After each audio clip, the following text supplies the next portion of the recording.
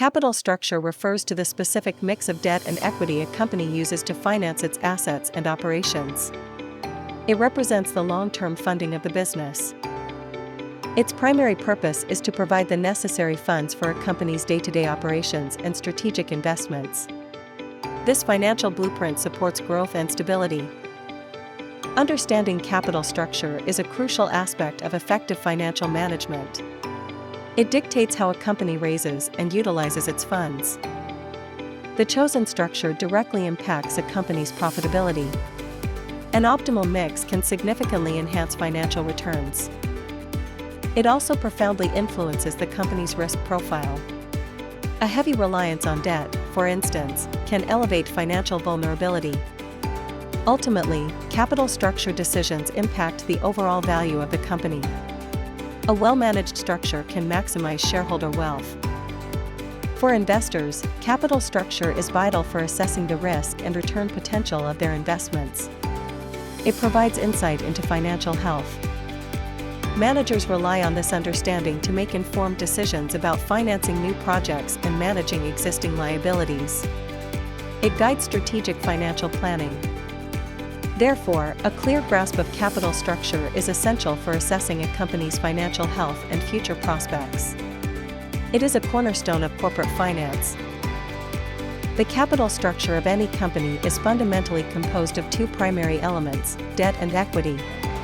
These two categories encompass all forms of long-term financing. Debt represents borrowed funds that must be repaid. Equity signifies ownership stakes in the company. Debt financing encompasses all forms of borrowing undertaken by a company. This includes various financial instruments. It includes traditional bank loans, corporate bonds issued to investors, and other financial obligations. These commitments require scheduled payments.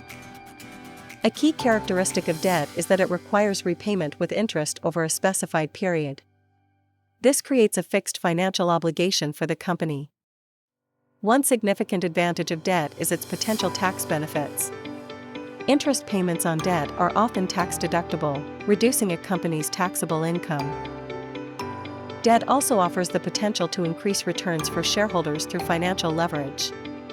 By using borrowed money effectively, a company can amplify its equity returns. However, debt financing also carries significant disadvantages and risks. It inherently increases a company's financial risk. A high level of debt makes a company vulnerable to economic downturns or unexpected financial challenges. This can strain cash flow. Furthermore, there is a potential for bankruptcy if repayment obligations are not met.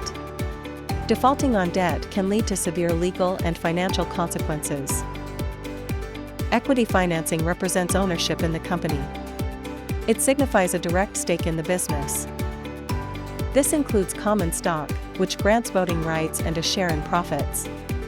It also covers preferred stock, offering fixed dividends but typically no voting rights.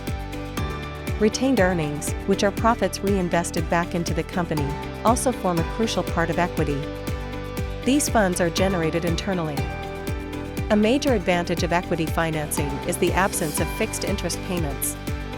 Unlike debt, there are no mandatory periodic cash outflows for interest. This characteristic significantly reduces a company's financial risk. Equity provides a more flexible financial base, especially during lean times.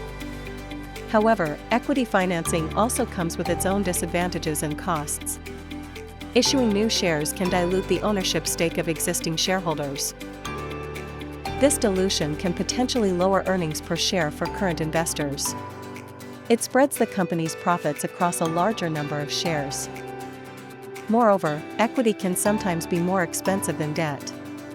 Investors demand a higher return for the greater risk associated with owning a company's stock compared to lending money. The optimal capital structure is defined as the specific mix of debt and equity that minimizes a company's overall cost of capital. This balance is crucial for financial efficiency. The primary goal in determining this optimal structure is to minimize the weighted average cost of capital, or WACC. A lower WACC means cheaper financing. WACC is an explanation of the average cost of all capital used by a company. It reflects the blended cost of both debt and equity. It considers the proportion of each financing type in the capital structure. Each component's cost is weighted by its percentage of the total capital. Finding the optimal balance between debt and equity is a complex process. There is no one-size-fits-all solution for every company. Several factors influence a company's optimal capital structure.